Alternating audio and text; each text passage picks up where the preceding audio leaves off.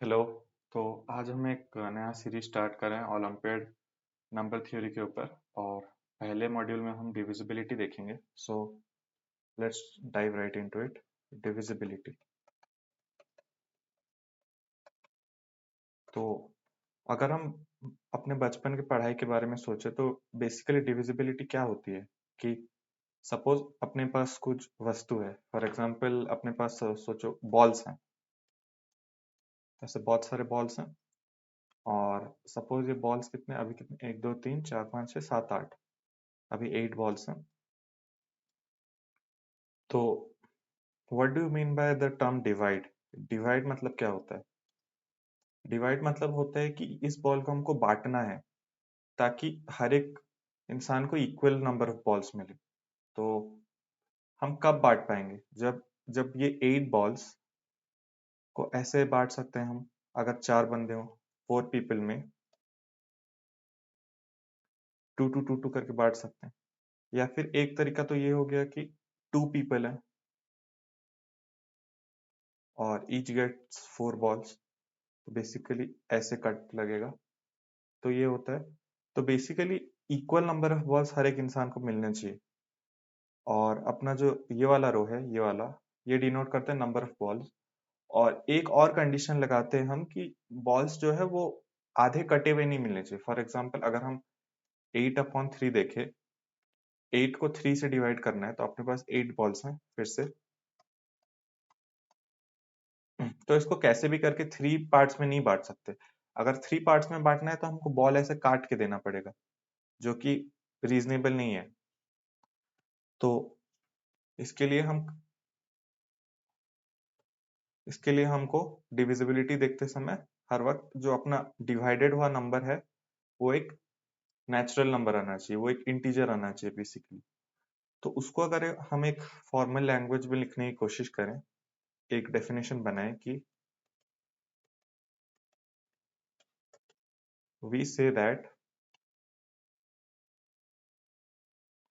a divides b if we can write b equal to some k times of a, where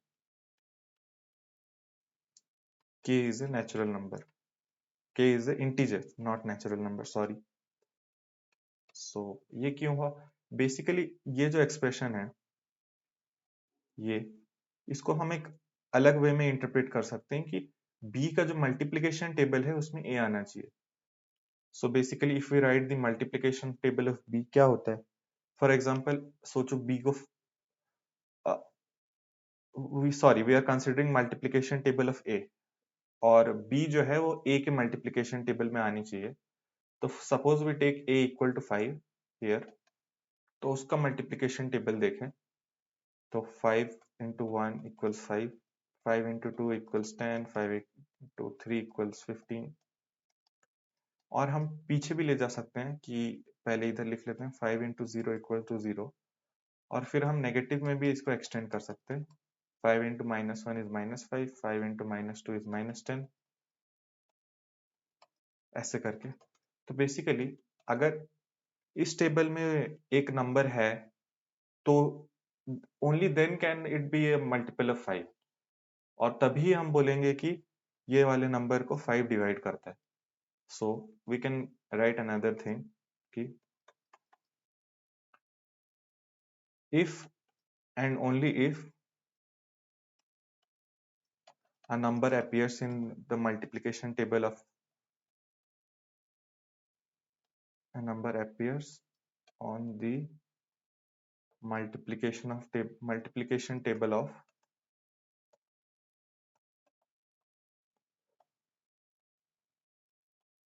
a, then only we say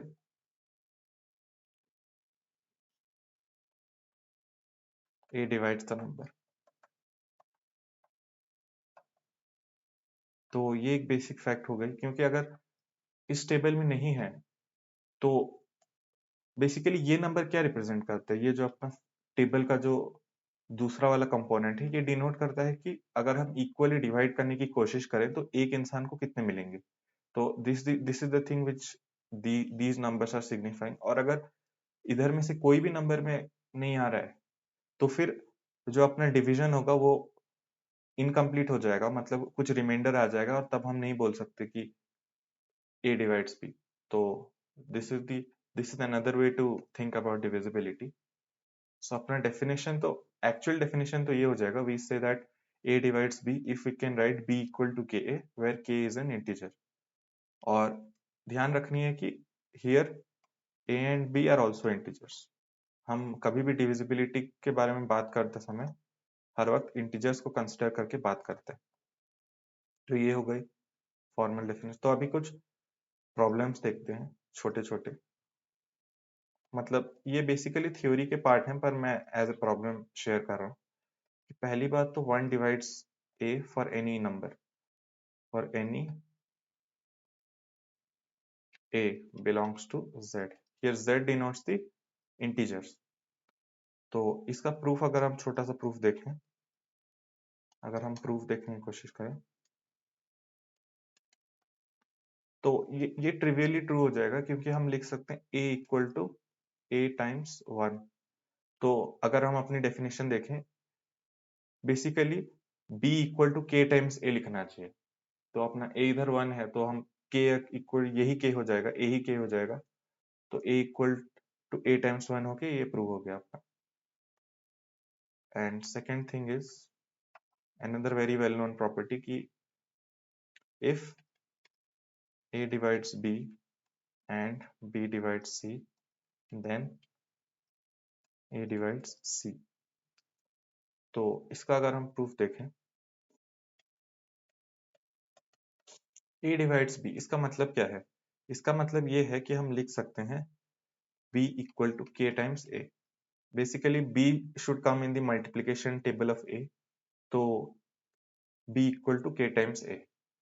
and again we can write b divides c से हम लिख सकते हैं कि c equals to, क्योंकि k already use हो चुका है, हम अलग एक नंबर यूज कर लेते हैं l times b। So basically this is same as k times b। तो c equal to l times b लिख सकते हैं हम। अच्छा, अभी a डिवाइड c को, अभी देखो c equal to l times b है और इधर ध्यान रखनी है कि k l belongs to integers, क्योंकि ये जो नंबर है, जो क्वोशंट है वो अपने इंटीजर्स होते हैं। c equal to l times b है, अब l को ka लिखेंगे, l टाइम्स ka। तो इसको by associativity we can write L K times A equal to C. तो देखो, क्योंकि k and l is an belongs to integers, so lk is also an integer। so basically this is, from this we can conclude that c equal to some say m times a, where m equal to lk which is an integer। so from this we conclude that a divides c। so ये दो basic examples थे simple divisibility के ऊपर। Okay, this was about it in the video. Thank you.